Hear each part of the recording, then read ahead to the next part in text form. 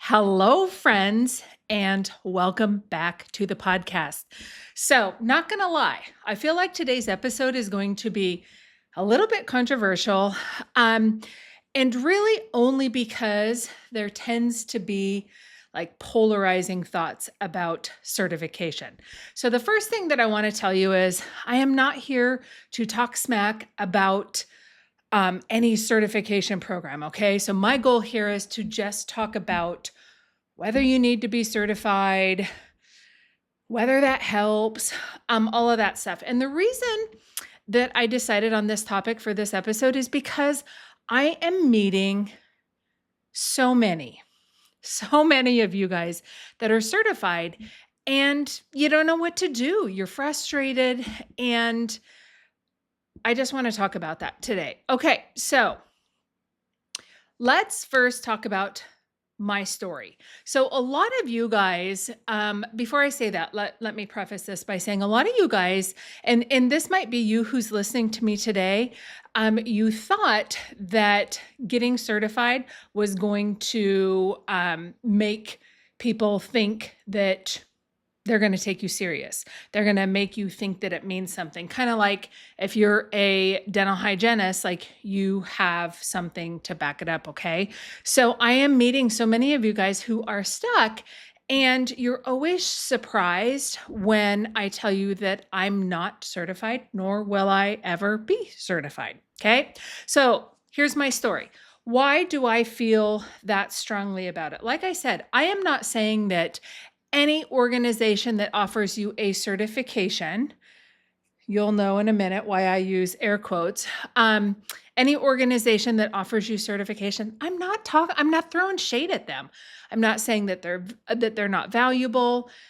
I'm not saying that they don't teach you bum diggity clinical stuff. That is not what I'm saying. So when I was starting out in the field of myofunctional therapy, I tell you what, I used to be involved in Facebook groups, and it was always like argue, argue, argue, argue. Certified people thought that anybody who wasn't certified couldn't be doing myo, shouldn't be doing myo, all of that stuff. So me being me, I went straight to hiring an attorney to research it. Now, at the time, where I lived, I was in Colorado. So I'm talking about my experience. Okay. This is not legal advice.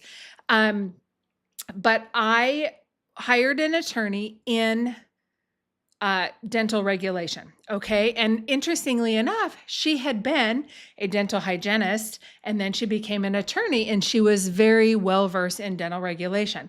And I went to her with the question of, hey, this is what I'm doing. This is the business I've started.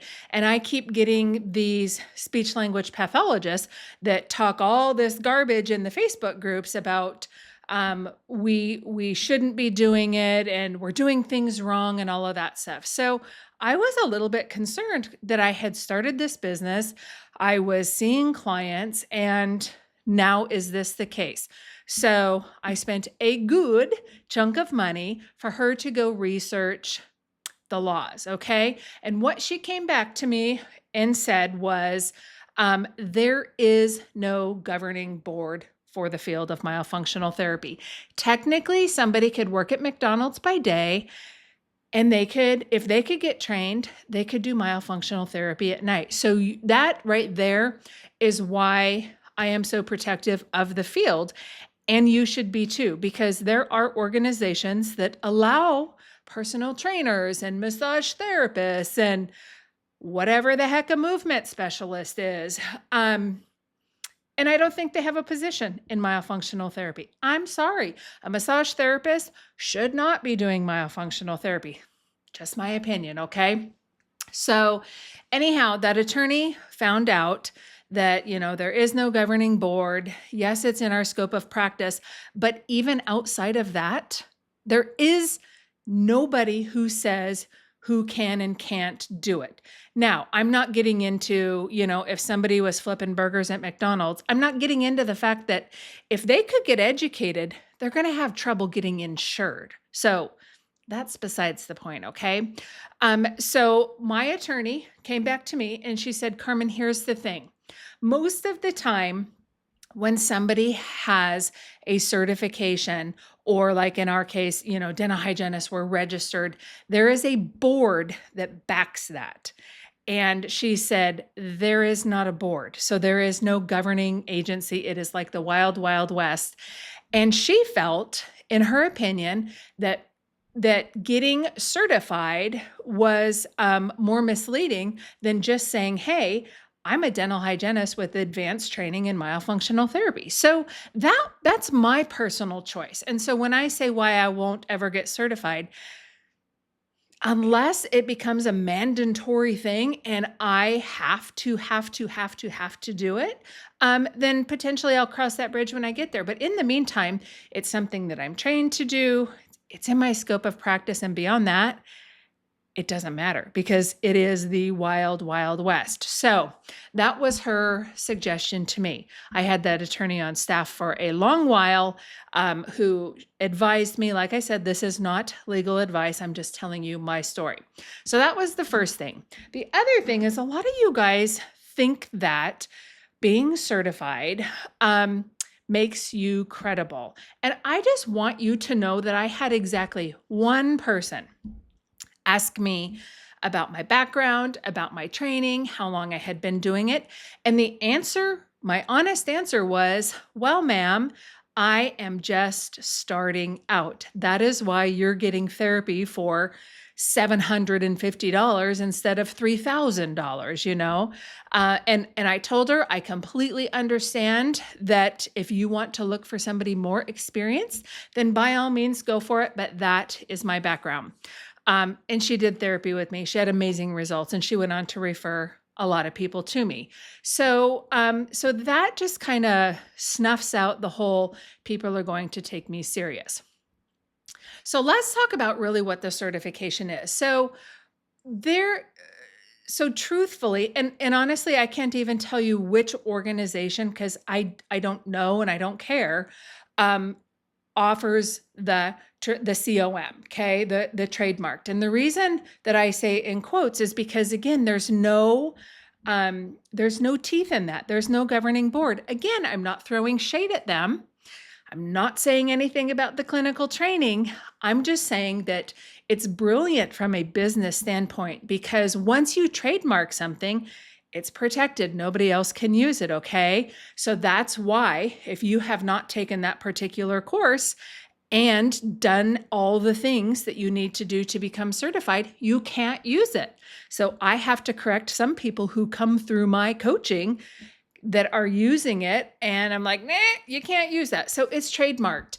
You're paying, it's kind of like you're buying into a Burger King, okay? You're using somebody else's trademarked phrase. You have to follow their set of rules. So that's what that is.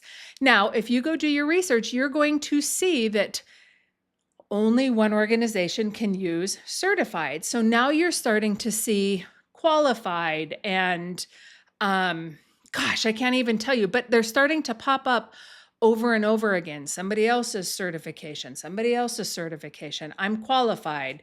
I can't even tell you all of the descriptors. I could create the profitable myofunctional therapist certification. Again, it does not matter because it doesn't make you a successful business owner. The thing is that what makes you actually successful has nothing to do with being certified.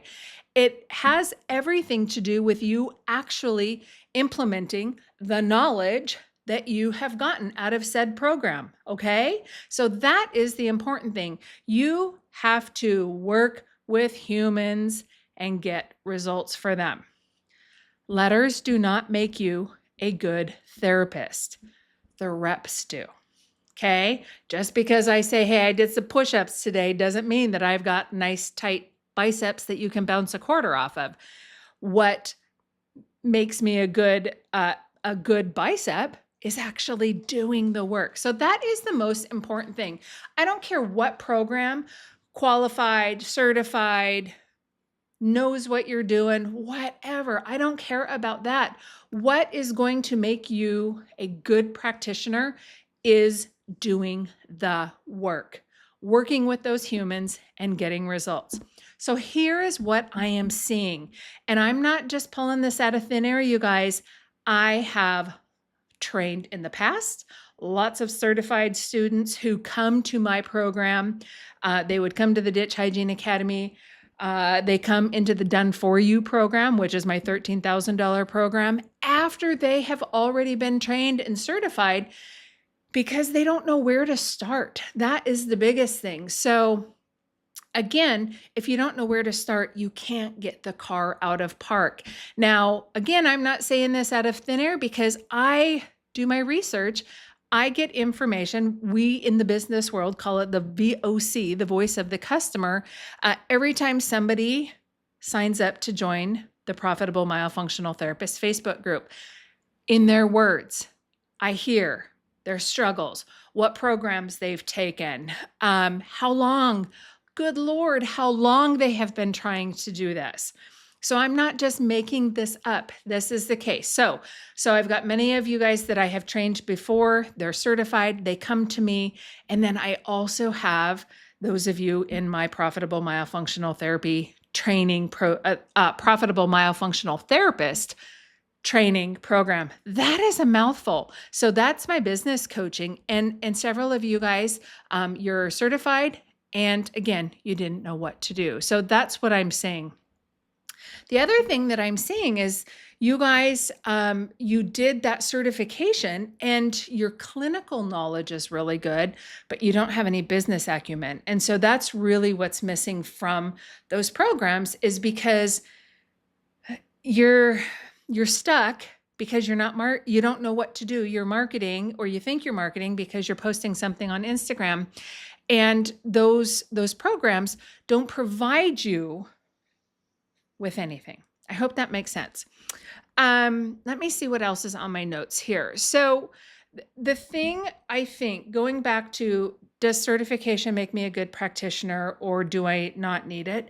No, you have to just be doing the work to do it. And that's where I always tell people is like, I have become known for, I'm the gap. I fill the gap between knowing and going, meaning knowing your clinical stuff and going to build that life first business or a life you're bonkers about. So that's really important. You have to have that information to get there. So first, you have to do a business diagnostic. And so that is going to tell you exactly where you are and what you need to do ASAP. When I start working with any of you guys, that is first base. Okay, we have to know exactly where you are. And if you don't have a proper business structure, if you don't have your EIN, if you don't have your banking, your Stripe, a way to get paid, a way for people to schedule, if you don't have some sort of software figured out, that is going to be the first thing that you do. It's important that you do that before you worry about marketing, because just posting on Instagram is not marketing. You have to first have a very specific who. You guys, I'm going to die on this hill. I know so many of you guys are pushing back. My own students, my own coaching clients are pushing back on the who because they want to talk to everybody and it's going to hurt their business in the long run. So you need a very specific who. You need a pricing package that is built specifically for them. And then and only then can you worry about the marketing. Then and only then can you build that banger website that you want to build or fix. Okay. Many of you guys are taking my advice and you're getting your websites updated and fixed, but you still don't, you just don't want to dial in that who. And I think you're making a big mistake. Once you know your who, once you have your pricing set in, then you can develop a marketing plan. That's when you go post on Instagram, okay? And actually, I would want you to do something long form like podcast, write a blog, do a video show for YouTube long before I would ever tell you to post on Instagram too. And then last, you need to know how to set up your departments.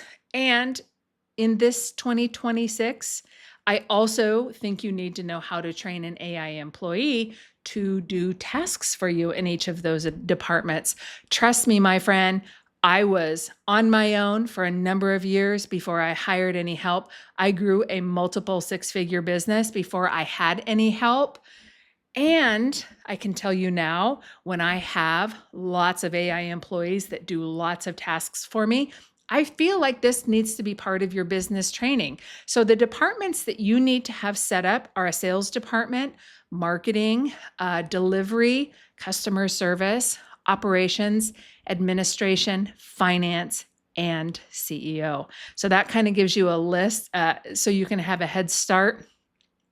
But my friend, the biggest thing that I wanted to just clear up with this episode is the whole, do I have to get certified? Do I not have to get certified? Am I going to be better? Are people going to respect me?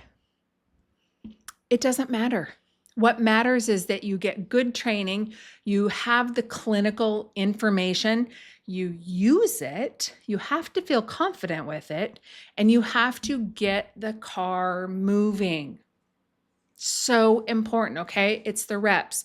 That's what's going to make you a good therapist, is doing it, doing it, doing it, doing it. All right, my friend. Here very soon. So it's July now. Here very soon, in August, the end of August to be exact, we are going to enroll our first live cohort of the Profitable Myofunctional Therapist. Up till now, it's been one-on-one. And this is going to be so super exciting because in this program, you are going to work with me to set up those departments, train your AI, and we're going to set up your marketing. Here's the thing, why it matters in your AI. I know most of you guys are using AI, but you're using it generically. It's not trained. It doesn't know anything about you, your business, your mission, your values. It doesn't know your voice. It doesn't know any of that stuff. And it's just putting out AI generic garbage. Okay. So that's one thing that we do in the program as well. So you're going to set up all those departments. We're going to train them. You're going to learn how to market your business, because that's most of you guys, that is your stumbling block. I'm trained. I don't know what to do. I don't know where to start, okay? So wherever you are listening, reading, watching this, book your Unstuck call, because you're going to want that done before we do boot camp and then start the course. Course is going to start in September, I think it's like September 16th. Which should be a Wednesday. So live classes are going to be on Wednesday evening. You do not want to miss this. But in the meantime, look at your departments. Look at how you've got things set up. Think about whether you have your AI trained, all of that stuff. I know that this episode is about certification. So if you're listening and you're not certified and you're wondering about it, well, I hope this clears it up for you. And if you are certified and you're still stuck, my friend, just know it is not a sunk or a waste, a sunk cost or a waste. You just have to get the training that's going to help you put it to use. So that is it, my friend. I hope that made sense to you. I'm so happy that you are here. Wherever you are listening, find the link, book your Unstuck call. And that is all I have for you this week.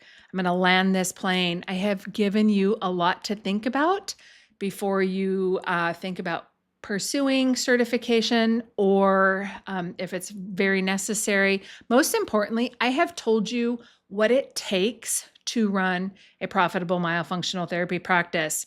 And that's the most important. And that is having the knowledge and putting it to use, being able to talk about it, being able to sell it, being able to collect for it, I guess is the proper term. So that is all for today, my friend. I'm going to be back soon, and we will talk about more things, starting, simplifying, and growing your myofunctional therapy practice. I'll see you then.